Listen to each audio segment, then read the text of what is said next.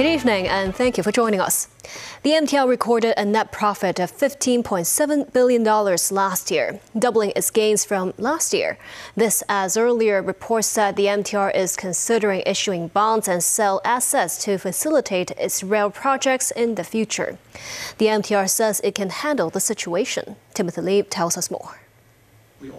A research report released by the Consumer Council found a lack of transparency in the charges of private healthcare services. The consumer watchdog made several suggestions to the sector, including the use of package charges that could provide greater price certainty to consumers. Samantha Lee has the story.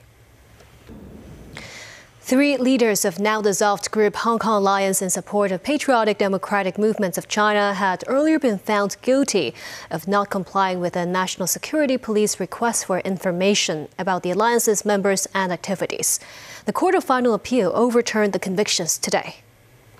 Former Vice Chair Chow Hang-tung, who remains overseas, U.S. President Donald Trump has issued a threat to Hamas. Trump says on social media they must hand over Israeli hostages or it is over for you. The move came as Trump met former captives and the White House confirmed talks between the Trump administration and the militant group. David Garrett with the story. So this was hell. It was the worst thing that anybody can go through. U.S. President Trump listening. U.S. President Donald Trump is granting a 1-month exemption on his stiff new tariffs on imports from Mexico and Canada for U.S. automakers. The pause comes after Trump spoke with leaders of the big 3 automakers of Ford, General Motors and Stellantis. Nasvi Karim has more. And still ahead. Welcome back. Police Commissioner Raymond Siu said the force and the banking sector recovered over $14 billion between 2017 and 2024. Siu made the comment at a bank staff recognition ceremony organized to commend the banking industry for combating fraud. Mimosa Ngai reports. 4 people were today charged on counts of conspiracy to offer advantage to an agent and conspiracy to defraud in connection with football match fixing and illegal gambling. The 4 will be mentioned at the Eastern Magistrates Courts on Friday. Ukrainian President Volodymyr Zelensky will join European Union leaders for emergency talks on Thursday to agree ways to quickly ramp up their military budgets and set new defense spending priorities.